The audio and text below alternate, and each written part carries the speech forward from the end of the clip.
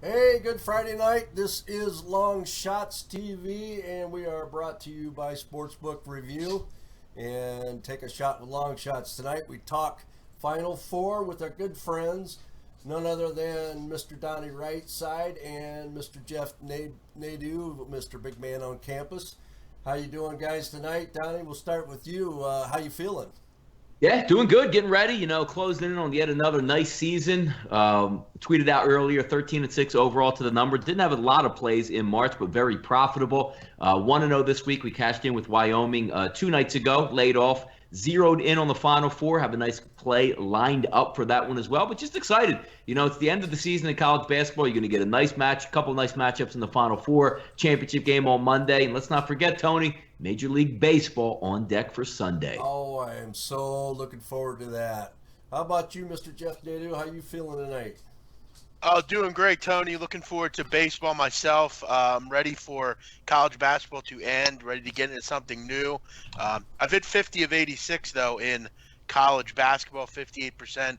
Just trying to keep my head above water, win units. I'm a little disgusted and concerned that we aren't going to have any small-time college basketball. All we have is the big boys from now on. But You got one more, man. We got one more to go. right. That's But true. after tonight, we're pretty much done. So I guess I'll have to wait another 6-8 months for more. But two more. We actually have three more games after tonight. So looking forward to it. All right. Yeah, it's cyclical, but it's kind of a good thing because when we get to the point where we're kind of okay, I'm ready for something new, and then next thing you know, it's baseball season, and then football season, Right. and it's just a great cycle, and it just keeps you going through the year. So, looking Amen. forward to it. But let's talk Final Four, guys. Here's the big question I want to ask you guys: why are the bettors avoiding Gonzaga in the Final Four?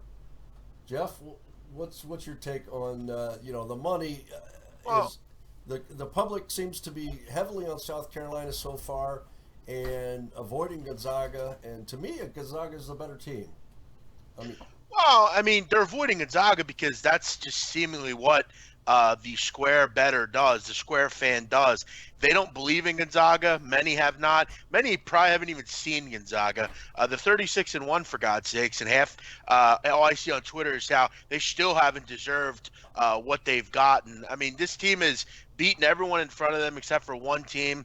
And I just think the bias is there. That West Coast bias is there. People look at Gonzaga and they look at the fact that they're in the West Coast Conference. They don't really get a lot of respect. They're paying for that now. But it's time to wake up and realize they're a very good basketball team. And look, South Carolina, we obviously know that's an East Coast team. People have seen them. They're in the SEC. Again, I'm not sure if that's warranted, but that's why. I mean, they don't no one believes in Gonzaga still after all they've done. yeah, okay. Donnie, South Carolina, if they're going to, pull this off like the public thinks, what are they going to have to do to beat this Gonzaga team? I mean, it's a pretty tough order. Yeah, no, they're going to have to do, I would like to say more of the same from what they have been doing. It's going to be a tough task because you basically have one big man. I mean, Coach is okay. I almost look at him as whatever you get from him for South Carolina is just a plus. Silver, they're going to rely on down low. But can you handle, the rim protectors and the defense that Gonzaga is going to play? I was very impressed the way South Carolina closed the season with what they were able to do with, a good, tough Florida team and just heading down the stretch, beating a Duke team who's very good defensively as well. They're going to need more of the same in this one to try to come at it. But again, Las Vegas doesn't set bad odds, on purpose. If they're going to open up at 6.5, I even see the majority now of lines out there heading towards 7, which I tend to agree with that because you're waiting to wake up and have South Carolina revert to back what their normal is, and that's not running up and down. 93 versus Marquette, 88 versus Duke, 77 versus Florida. That's not really their MO. So I guess the odds makers right now are saying, you know what? We're going to head to the Dome. It's going to be the Final Four. They're going to have a week off. They were hot. They're going to play the number one efficient defense in the nation in Gonzaga. They're hoping that's going to be a peel back on that one. But if you're asking from the side of South Carolina, you got to give me more of the same. Play exactly the way you played the last 4 games, not the way you played against Alabama in the SEC tournament where you lost by 11 points. So they're going to have to mix it up a little bit and stay away from their normal MO, so to speak. Exactly. Yeah. I mean, you don't want to differ. I mean, it's Sindarius Thornwell, but he's getting help from other places, which he didn't for most of the year. So as long as they can, keep that slipper on and keep playing the way they have the past 4 games, they're going to be in it versus Gonzaga, because South Carolina's defense is going to keep you in the majority of ball games. You're probably not going to run away from them. So it's going to be interesting to see how that overall matchup is. I obviously lean towards Gonzaga, and that number tells you Gonzaga is the favorite here. All right, yeah, the senior guard is averaging 7.5 rebounds a game, in addition to 25.8 points. So he's going to have to run the table there and dig deep in order to carry him through to have a chance with Gonzaga. Jeff, I mean, do you agree with that analogy? Yeah, I actually look at this game really similar to the way I look at the Xavier game. Honestly, I just don't really see where South Carolina is going to be able to score in this game. I mean, we can try to make predictions and fantasize about how they'll continue to shoot the ball down their throats, but I just don't know that it's possible. I mean, you look at the fact that Gonzaga, numbers-wise, the best half-court defense in the country. They're statistically the best rim-protecting defense in the country, and their three-point defense is fourth in the country. So for me, it's hard for me to imagine a situation where, I mean, you look at Xavier. They had been rolling teams too offensively. They come into the game, they just can't score. They just go minutes without scoring. And here's the thing about Gonzaga. It's very rare that they're not efficient. They're still shooting, Tony, on March 31st, 51% from the field. That's unheard of. Yeah, it's just not something that I think is going to just go away. Mark Few's been giving a full week to prepare. And the problem with South Carolina here is, like many Cinderella teams, this is where slippers fall off. They just making the Final Four is enough for them. Making the Final Four, that's the peak of them. The climax is now. I just don't think they're on the same level as Gonzaga. And I got to be honest, I don't think they score 60 points in this game, to be honest with you. Wow. Okay. Incredible. Donnie, you agree with that? 60 points?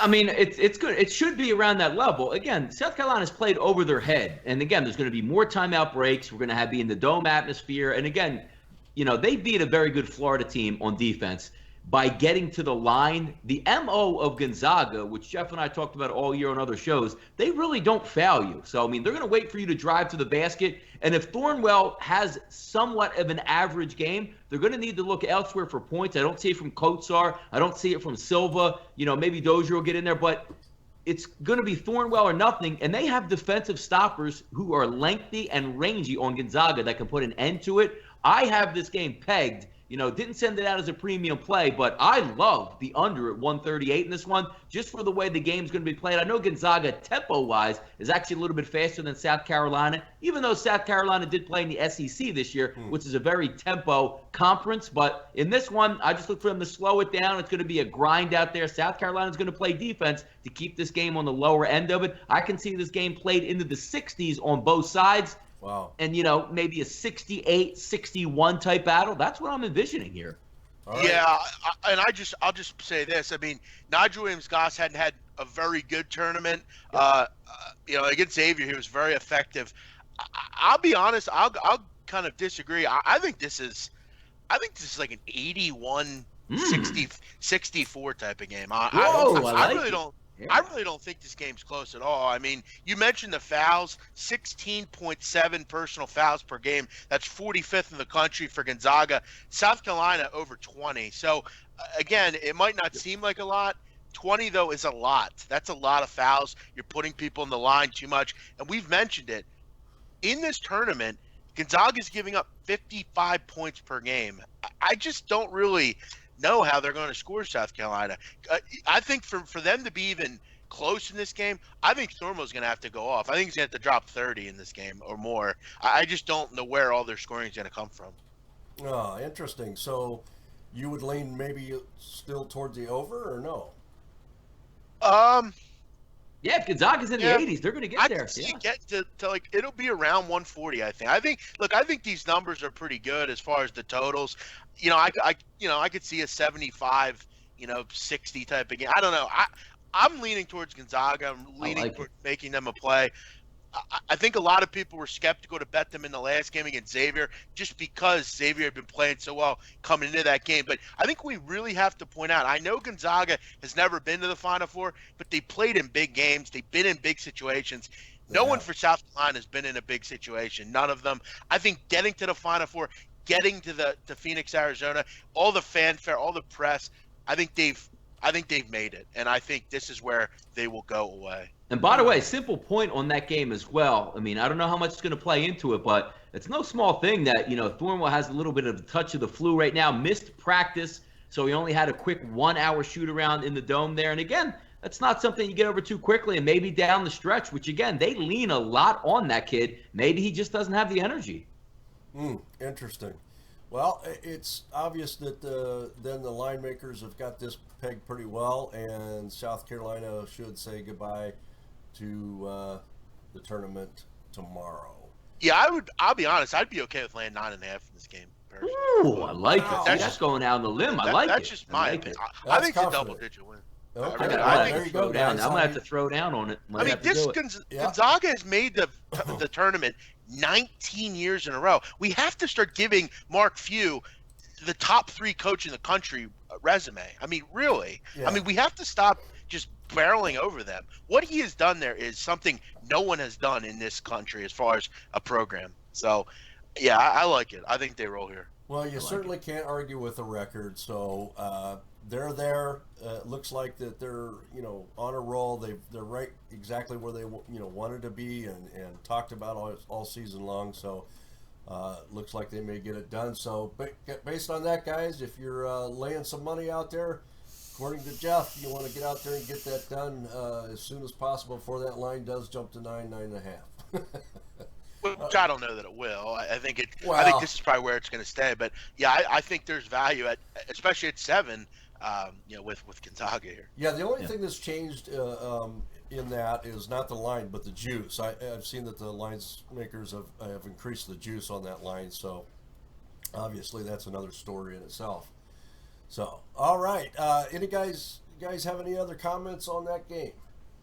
Yeah, by the way, in that one, me and Jeff were talking a little bit earlier about some prop bets. I have a handful of them that I'm looking to play in that game. Jeff also brought up a good one there with Thornwell. I like the fact he's going to have a defensive stopper on him. I like the fact that he's going to have a touch of the flu in a tough shooting environment where they're going to key on him, a very good defense.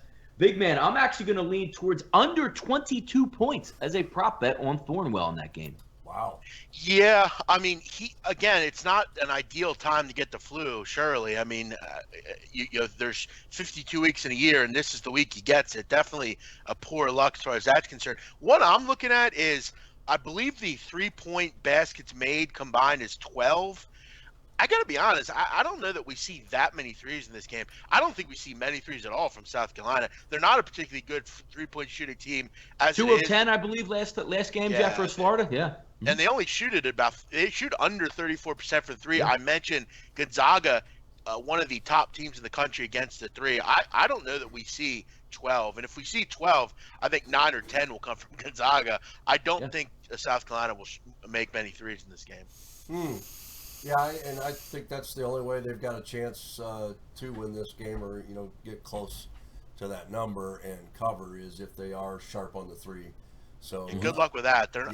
I'm almost willing to bet that they won't make more than 3 or 4 threes. No, that's actually a good one because even South Carolina on the opposite end, they like to push you off of the 3-point line. And again, Gonzaga's going to work more inside, outside in that one. I like that. That's pretty good. All right. Any other prop bets?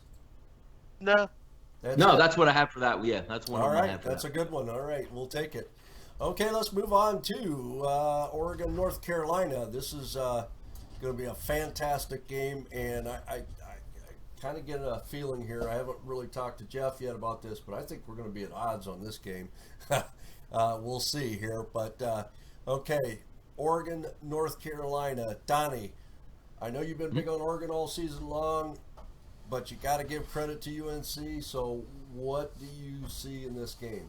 Yeah, tough matchup for Oregon right out of the gate Oh, because yeah. if you're looking there, I know Boucher isn't the most physical guy, but he was a good shot blocker. That's going to hurt them down the stretch. Jordan Bell, Player of the Year defensive in the Pac-12. He's going to have to be all man again, just like he was against Kansas. But it's a different kind of wave that's going to come at Jordan Bell. I mean, handling, Bragg and what Kansas is going to be throwing at you down low, a lot different than what UNC is going to be. I mean, Kennedy Meeks is going to be a load, somebody who can rebound the basketball and score it on offense and do it efficiently there. He's going to be asked to play both sides of the floor in that matter. He's going to have to play offense, rebound the ball well. And again, that's no simple task. Number one overall in the country as a rebounding team is North Carolina, and that's not what Oregon does well. Oregon's going to be more of that four-guard play and just send Bell down there to do the dirty work. So a tough matchup just on its face from UNC going up against Oregon.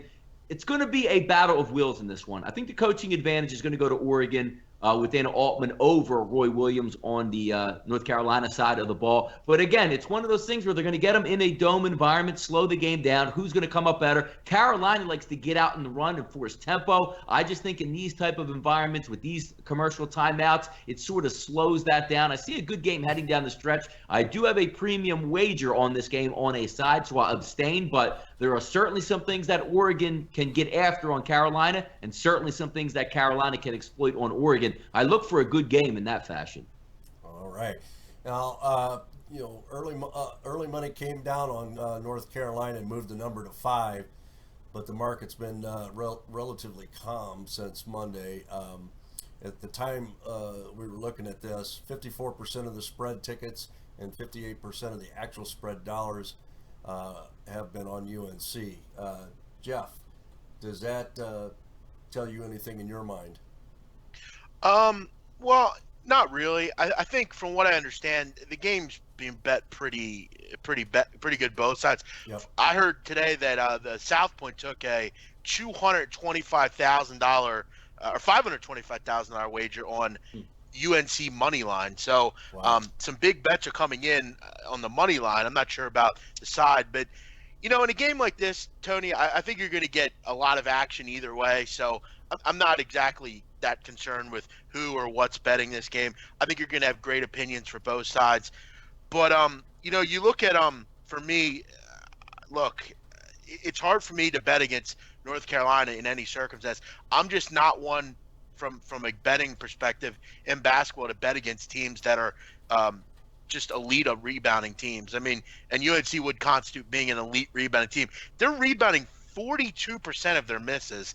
That's extremely high. That's the best in the country. Rebounding margin at plus 13. And, I look at Oregon, and obviously Jordan Bell has had a really amazing tournament, but he's just one guy. They only go about 6 deep, Oregon. And, you look at the teams that they played so far, Kansas, Michigan, Rhode Island, and Iona. Other than maybe Iona with Jordan Washington, who's not really a great rebounder, not a particularly good rebounding team, any of those teams. Michigan doesn't even attempt to rebound. Kansas has issues rebounding as well. And Rhode Island, okay, maybe. But other than that, they haven't faced a team with much in the way of height. This is going to be a tough thing to do if I'm Oregon here. Obviously, they have the coaching edge. Altman runs circles around Williams, if you ask me. I just think in this part of the season, UNC smelled it last year, Tony. They were right there at the end. They lost in a buzzer beater. Yeah. I think with unfinished business in front of them in the Final Four, I think they do what they have to do. This game will probably be closed most of the way, but I think late, Joel Berry, Theo Pinson will put this one away with free throws. I have it at like 78-70, something like that. I think UNC will do enough to get the win and cover late. The rebounding would just be too much for Oregon. Yeah, that's an excellent point I was going to bring up. As UNC, lost last year to Villanova, that's got to be on their mind big time as they go into this game. And I'm sure Roy Williams is going to fire them up and remind them of that when they get on that court. So if they do beat Oregon, and get to that spot, that's going to be the motivation. But, UNC is deep. They're tall. Okay?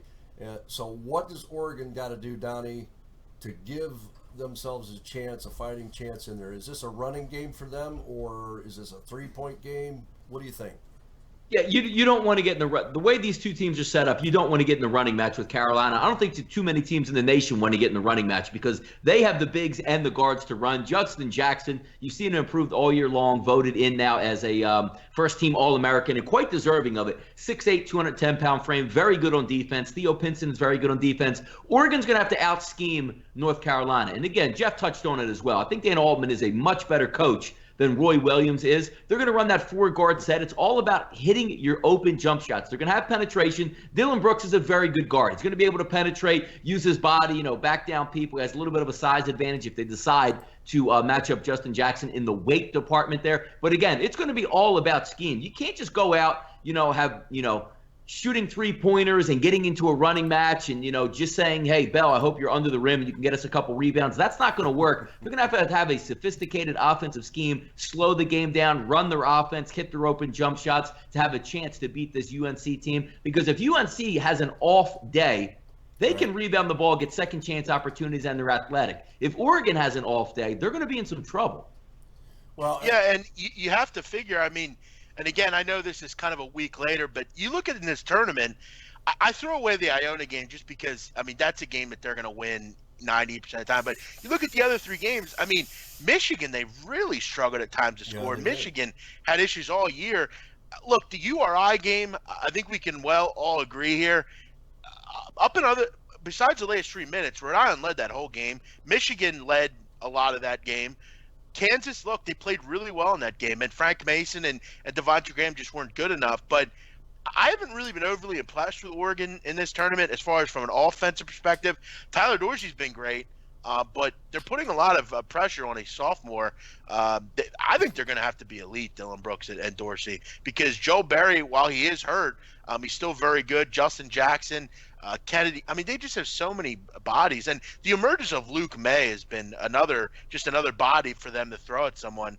Yeah. I just think this is where the two blue blood programs emerge, and I think we see a fantastic final Monday night. 2 1 seeds going head to head, and these two, Cinderella wannabes are out. Yeah, I think we can all agree upon, as long as Gonzaga makes it into the final, we're going to have somewhat of an enjoyable Monday night. There's no question about that. Yeah. I think for the NCAA's sake, it's probably imperative that South Carolina doesn't make this final. No, and actually, big man, they would. If they got Gonzaga, North Carolina, they would just be popping champagne bottles. What a fun one that's going to be. Yeah, I think it's pretty amazing what they've done, South Carolina. I remember this year, this team, they lost to Alabama. This team really struggled. At times there was times where I didn't know if they could score 50 points in a game. But Frank Martin's done a great job. They've really hit that heater. But like I've said, most of the time, this is where these Cinderella teams just go away. Yep. Yeah, they've definitely had a heck of a run, and glad to see them get this far. It was definitely exciting to see them do what they did. But yeah, I think their day is done, and we move on. And I think you guys are right. You're probably going to see UNC and Gonzaga in that championship game. I agree with that. And for the betting public out there, if we get down to a final, with Gonzaga and UNC, first of all, what do you guys think the line might open up at? Yeah, I cheated on that a little bit. I think a tweet was going around either. I don't know if it was Sports Insights or somebody out in Las Vegas, like Bet Online, one of those guys reporting. I think it was UNC minus 2.5 versus Carolina, versus Gonzaga. Interesting. Jeff, does that sound about fair? Or? Yeah, I think they would be a slight favorite, and I'm hoping they are. I have a 25-1 future on Gonzaga, so nice. I'm looking for them to just get past this game. I'm not one to hedge early. I look for them to get to the title game. That's kind of my goal. And I've seemed to always have some of these futures late in the year. So yeah, I'm hoping that's the line. That would be just perfect for me. I'll get some money out of it and move on. So yeah, I think he's dead right with that, actually. All right. Well, that's going to be a good one for sure. I'm very much looking forward to that, just because of the overall, the NCAA tournament this year, guys, was just uneventful for the most part, and kind of lackluster in my opinion. But at least we can finish with a bang, and that would be really great news. One thing I did want to point out, and this is obviously a wager that is obviously very 50-50, but Gonzaga is actually a slight, actually a heavier favorite than you would expect. Gonzaga scoring first would probably be, to me, a very good bet. I find it hard, and I know it's very 50-50, but it'd be hard for me to believe that Kornowski doesn't win the tip. There you go. I like that, Jake. Exactly what you're saying. I actually looked at that wager. I agree with you. Go ahead. With how efficient Gonzaga is, I mean, it would be. I'd be hard pressed to think that they don't score first. Again, you're gonna have to lay a little juice, but South Carolina, I mean, they may go a minute or two without scoring. But you're right. Again, it's just having a little fun. You know, if you have some extra money, you want a quick, easy wager, that might be it. Yep, I agree. That's probably a good bet because they do start a little slow, don't they? I mean, it's fairly unlikely that Karnowski won't win the tip. I mean, and with how efficient they are, it's pretty likely that they'll score very early. Yeah, and again, that one you brought up, Tony, good point on that. I mean, second halves for South Carolina have been outrageously, they've been overwhelming teams, which is astounding with the way they play. Multiple times being down 7, 8, 9 points and just erasing that within the first 5 to 6 minutes of the second half and pulling ahead. I believe the stat was maybe it was like in the mid-50s that they've outscored teams in the tournament in the second half. That's amazing. Yeah, it's crazy. And I'll be honest with you guys. Like I said, I do have a wager on Gonzaga to win the national title. What I'm actually looking to do at this point is Five Dimes actually has an exact result national championship bet you can make. North Carolina beats Gonzaga plus 236. So for me, why wouldn't I bet that now? Yeah. Yeah. I mean, again, I'm going to get a lot more value betting that now instead of waiting. I find it hard to believe that North Carolina is that big of a money line favorite. So I might consider doing that now. So if you like North Carolina and you want to get a little extra value, that might be worth making a look. Because if you think both these teams are going to win, you might get extra value doing that now as opposed to waiting. Very, very good point, Jeff. That's some great piece of betting insight, guys. If you're watching the show, take Jeff's advice and take a hard look at that. Donnie? And I don't mean to keep interrupting, Tony. Donnie's actually dead right. Five Dimes right now, Gonzaga is actually 2.5-point underdog. That's a lot of respect, too.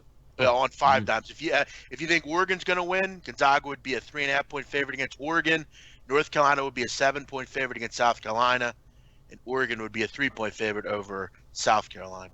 So there you go. There's some interesting ways to look at it, guys. And, for the novice bettors, this is a great show to get a little knowledge and glean from Donnie and Jeff because they are some of the best at doing this and analyzing it in the business. So, real quick, guys, we got to bring up the subject of baseball.